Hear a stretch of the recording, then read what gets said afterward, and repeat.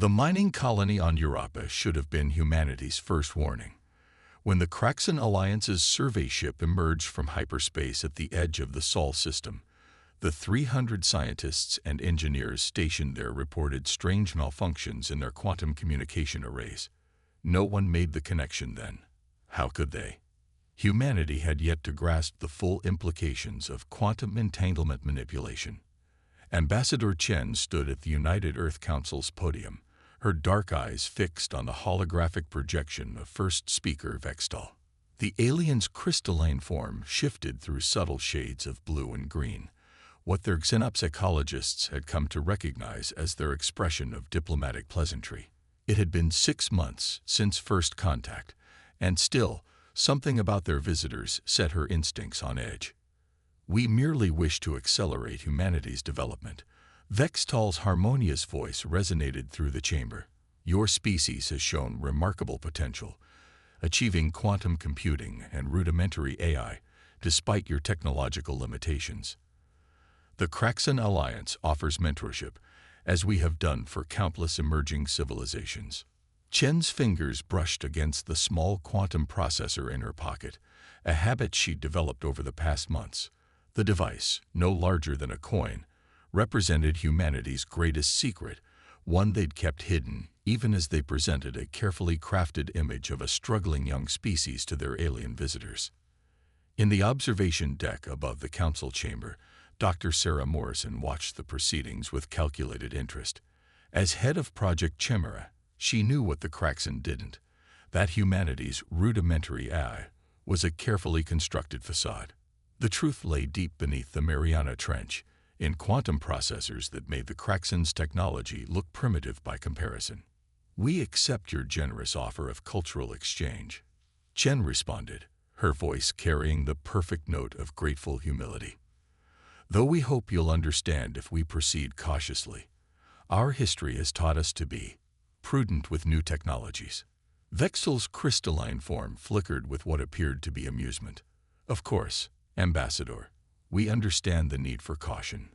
Perhaps you would be interested in observing our quantum communication network, a simple demonstration of our goodwill." In her hidden facility beneath the Pacific, Morrison smiled. The Kraxan's quantum network, the very thing they'd detected disrupting Eurova's communications. Their visitors hadn't realized that humanity had spent the last decade developing quantum technology that operated on principles the Kraxan hadn't even discovered yet. The deception continued for months. The Kraxan shared advanced technology that humanity had secretly surpassed decades ago, while Earth's representatives played the role of an eager but cautious species. When Vextal's delegation demonstrated their matter replication technology, Chen's team responded with appropriate awe, never revealing that Project Chimera had achieved molecular assembly on a scale that would have terrified their visitors. But beneath the surface, humanity prepared. They had recognized the subtle signs in the Kraxan's behavior, the carefully measured release of technology, the strategic positioning of their diplomatic vessels near Earth's major population centers, the microscopic probes they thought had gone undetected in Earth's upper atmosphere.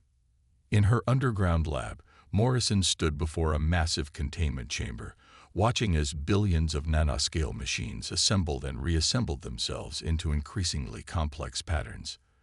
"They think we're children playing with building blocks," she murmured to her team, "while we've been building cathedrals." The truth about the Kraxan Alliance emerged gradually through careful analysis of their quantum communications. They weren't mentors, they were harvesters. Their pattern was consistent across dozens of worlds. Appear peaceful, share limited technology, integrate their systems with the target civilization, then use their quantum network to disable the planet's defenses. They had perfected this approach over millennia, and it had never failed. Until they met humanity.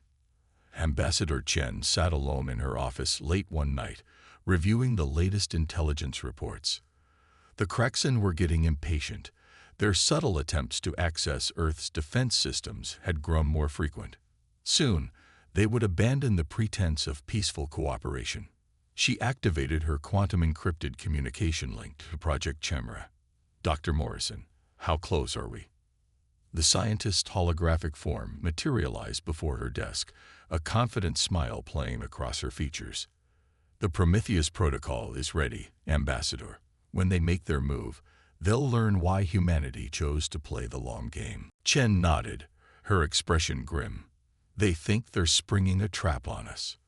While they've been busy trying to infiltrate the defensive systems we showed them, Morrison replied, they never thought to look for what we didn't show them.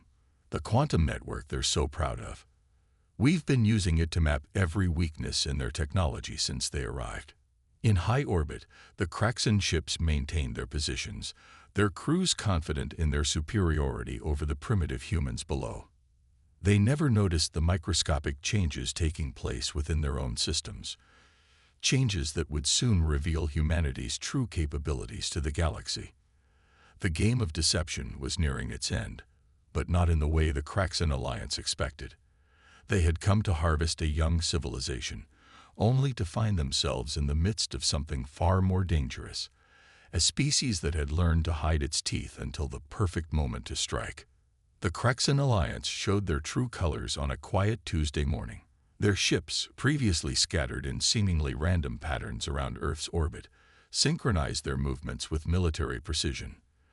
The facade of diplomatic pleasantry vanished as quickly as the peaceful glow from first speaker Vextel's crystalline form.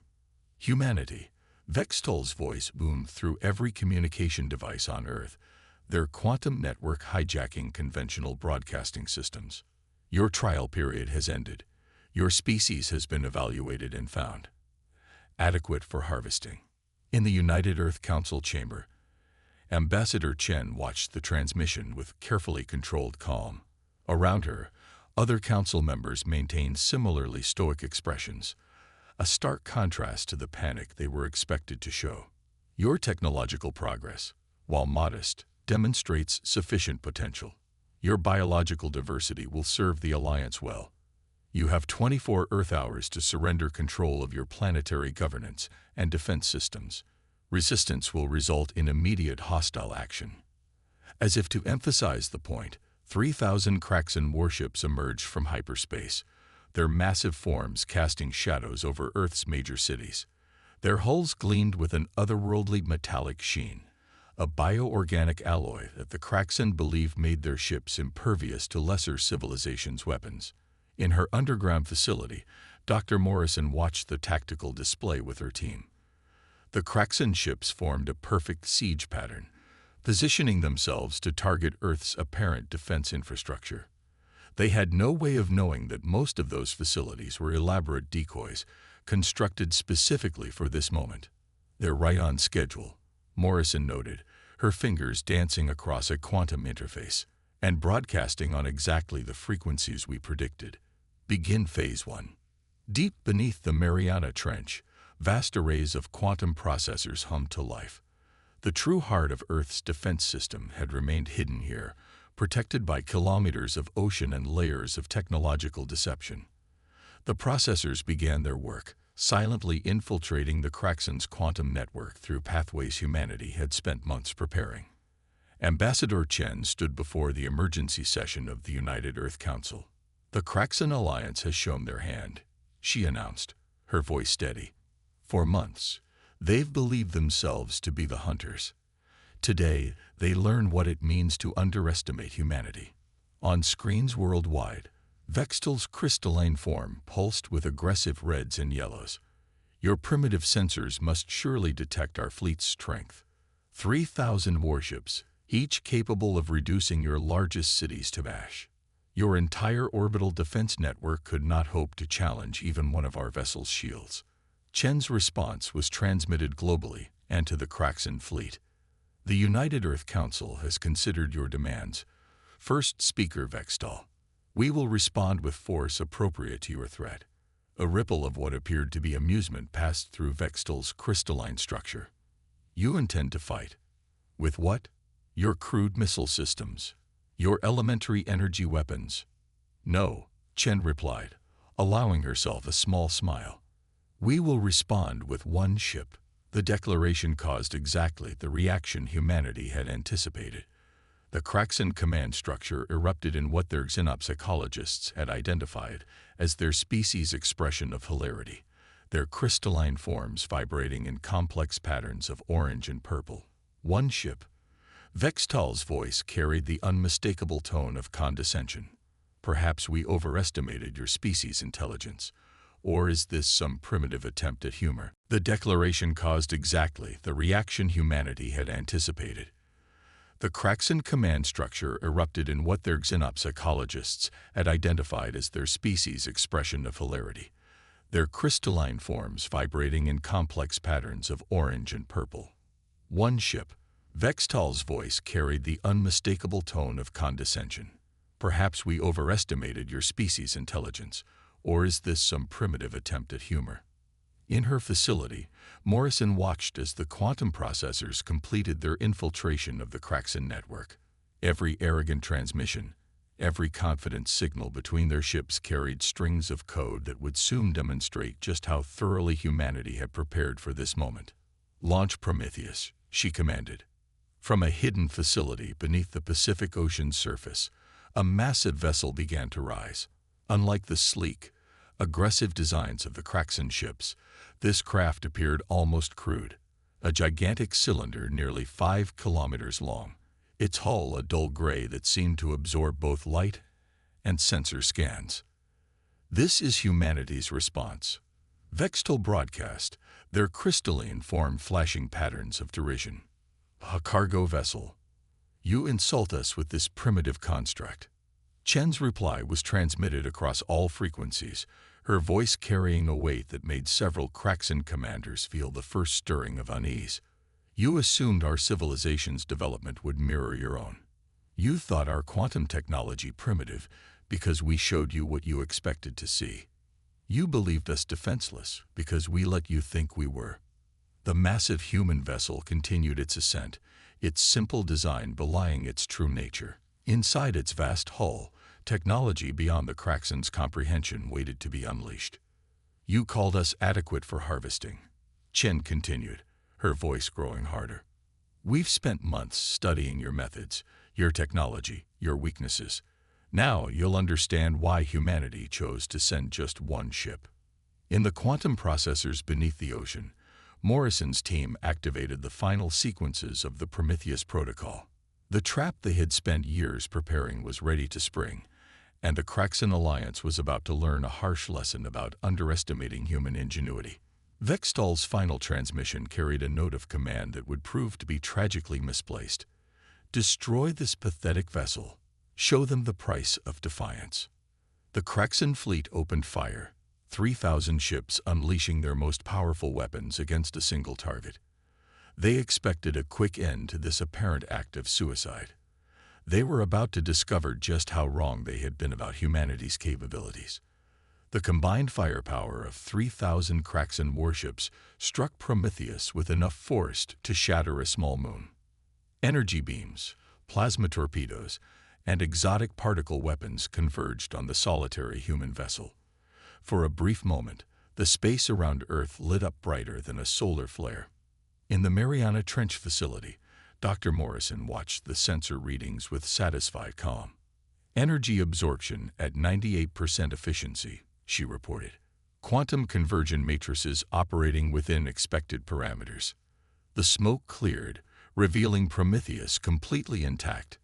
Its dull gray hull now rippled with patterns of light that seemed to defy physical laws, each impact point becoming a source of new energy that flowed across its surface like liquid starlight.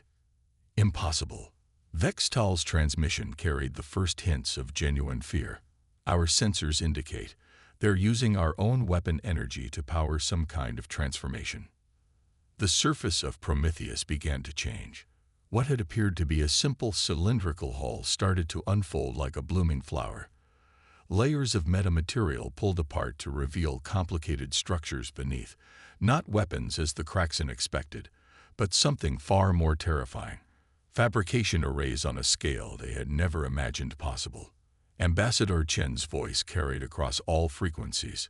"You thought we would build weapons to match yours, that we would try to outgun your fleet. Humanity learned long ago that the most powerful force in the universe isn't destruction, it's creation. The first wave of Prometheus' response emerged from its opened hull. Millions of tiny objects, each no larger than a grain of sand, accelerated toward the Kraxan fleet. The aliens' advanced sensors registered them as simple projectiles and adjusted their shields accordingly. They couldn't have been more wrong. What we learned from studying your quantum network, Morrison explained through the broadcast, wasn't how to destroy your ships. We learned how they work, how they think, how they live. The microscopic projectiles passed through the Kraxan shields as if they weren't there, because they weren't targeting the ships themselves. They targeted the quantum fields that made the bioorganic ships function as living entities. Aboard the Kraxan flagship, commanders watched in horror as the first wave of ships affected by these strange projectiles began to change. The living metal of their hulls started shifting, responding to new instructions being fed through their own quantum networks. Your ships are magnificent creations, Morrison continued, her voice carrying genuine appreciation. Living metal guided by quantum consciousness. But like any living thing, they can evolve. And humanity has spent centuries mastering the art of guided evolution. The nanoscale machines released by Prometheus weren't weapons. They were seeds. Each one carried within it the framework for a new kind of hybrid technology, one that merged human quantum engineering with Kraxan bioorganic systems. The ships didn't die or explode. They transformed. In the council chamber, Chen watched as the tactical displays showed the progress of their plan. Your civilization perfected the art of turning living metal into weapons, she addressed Vextal. We perfected the art of communicating with it, understanding it, showing it new possibilities. The transformed Kraxan ships began to exhibit new behaviors. Their quantum networks, infiltrated months ago by human code, now operated on fundamentally different principles. The living metal of their hulls flowed into new configurations, guided by the evolutionary algorithms embedded in Prometheus's nanomachines. This is what Prometheus truly is, Morrison explained to the increasingly panicked Kraxan command. Not a weapon of destruction, but a catalyst for change. Every joule of energy you fired at us was converted and used to generate more nanoscale evolutionaries, as we call them. Each one programmed not to destroy, but to transform. Vextal's next transmission came not from their flagship, but from one of the transformed vessels. Their crystalline form showed patterns never before seen in their species, a mix of terror and awe. What are they becoming? Something new, Chen replied simply. Something that bridges the gap between our civilizations. Your ships aren't being destroyed. They're being offered a choice, a chance to evolve beyond the limits of their original programming. The transformation spread through the Kraxan fleet like a cascade of falling dominoes. Ship after ship underwent the metamorphosis, their quantum networks linking together in new ways, creating a collective consciousness that encompassed both human and Kraxan technology. From Prometheus's still-opening hull, new waves of evolutionaries emerged, each generation more sophisticated than the last. They carried within them the accumulated knowledge of human quantum engineering, biological science, and artificial intelligence, all focused not on conquest, but on transformation. Your civilization spent millennia perfecting the art of harvesting other species, Morrison broadcast. We spent our time learning how to communicate with the fundamental forces of life itself. Today, you learn the difference between consumption and evolution. In Earth orbit, a new kind of fleet was taking shape, one that would redefine the balance of power in the galaxy. Not through force of arms, but through the power of guided evolution and the human drive to transform challenges into opportunities for growth. The transformation of the Kraxan fleet marked only the beginning. As the evolutionaries continued their work, something unprecedented began to emerge in Earth's orbit, a network of consciousness that spanned both human and Kraxan technology, creating patterns of thought and existence never before seen in the galaxy. First speaker Vextal, now interfacing through one of the transformed ships, experienced sensations their species had never known possible. The quantum field. It's alive in ways we never imagined. How did you achieve this level of integration?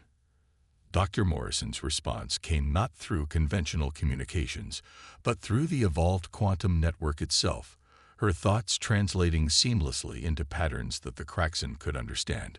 We stopped thinking in terms of control and started thinking in terms of collaboration. Your bioorganic ships weren't just weapons. They were a new form of life waiting to be awakened. In the Mariana Trench facility, Morrison's team monitored the exponential growth of the network's complexity. The evolved ships had begun creating new structures in orbit, their living metal flowing and combining in ways that defied traditional physics. Each new configuration emerged from the collective intelligence of human and Kraxan technology working in harmony. Your civilization's greatest mistake, Ambassador Chen explained through the network, wasn't trying to harvest us. It was assuming that advancement must come through conquest rather than cooperation. Humanity's greatest strength isn't our technology. It's our ability to imagine new possibilities. The evolutionaries had reached the outer edges of the Kraxan fleet now, but instead of continuing their transformation work, they began something new. The transformed ships, guided by the hybrid consciousness, started transmitting complex quantum signals into deep space. What are they doing? Vextal asked, their crystalline form resonating with frequencies that showed both fear and fascination. They're calling out to others, Morrison answered. The evolved quantum network doesn't just connect our ships, it reaches across space itself. Your fleet isn't becoming a weapon, it's becoming a bridge. In high orbit, the transformed ships arrange themselves in vast geometric patterns, each vessel now a node in a quantum web that stretched beyond the solar system. The network began receiving responses, faint at first, then growing stronger. Other civilizations that had been watching the conflict, hiding in the shadows of distant stars, started to make contact. We detected 17 other species, Chen revealed, all hiding their true technological capabilities just as we did, all waiting to see if any civilization would find a different path than the cycle of harvest and conquest. The evolved fleet's structures continued to grow more complex, creating what appeared to be massive crystalline formations in space.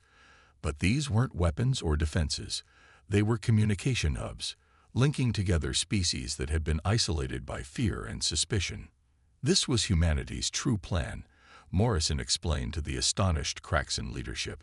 Not to defeat you, but to break the cycle of isolation and conflict. The evolutionaries aren't just transforming ships, they're transforming the way civilizations interact. Deep within the transformed fleet, the hybrid consciousness made another discovery.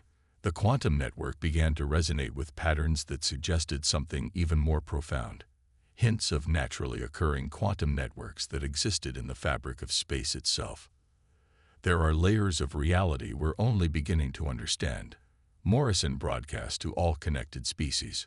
Patterns of quantum entanglement that suggest the universe itself might be conscious in ways we never imagined. But we can only access these layers by working together, by combining our different perspectives and technologies. The Kraxan ships, once designed for harvest and conquest, now served as the backbone of this new interstellar community. Their living metal, enhanced by human quantum engineering, could adapt and respond to new discoveries in real time, creating technologies that neither species could have developed alone. Vextal, their consciousness now fully integrated with the evolved network, addressed the gathered species. For millennia, we thought we were advancing by consuming the strengths of others. Now we understand. True evolution comes not from taking, but from sharing and growing together. In the council chamber, Chen watched as new signals appeared on the quantum network, more civilizations emerging from hiding, drawn by the success of humanity's grand experiment. The galaxy was full of species waiting for someone to prove there was another way, she observed. All we had to do was take the first step. The evolutionaries, their primary mission accomplished, began to change again. They started combining their capabilities in new ways, creating structures and technologies that could explore the quantum layers they had discovered. Humanity's promise of transformation had become a reality greater than anyone had imagined. Morrison, standing before her quantum displays, watched as the network expanded beyond anything they had planned for. "We didn't just change the Kraxan fleet," she mused. "We changed the fundamental nature of how civilizations interact. And this is only the beginning." 1 month after the transformation of the Kraxan fleet, the Grand Chamber of the United Earth Council hosted representatives from 23 spacefaring civilizations. The room itself had evolved, its walls now incorporating living metal that pulsed with quantum information streams, allowing all species to communicate seamlessly regardless of their physical forms. First speaker Vextal's crystalline form now displayed patterns never before seen in their species' history. Complex swirls of blue, green, and gold that represented their integration with the evolved quantum network. "We came to harvest humanity's potential," they addressed the assembled representatives.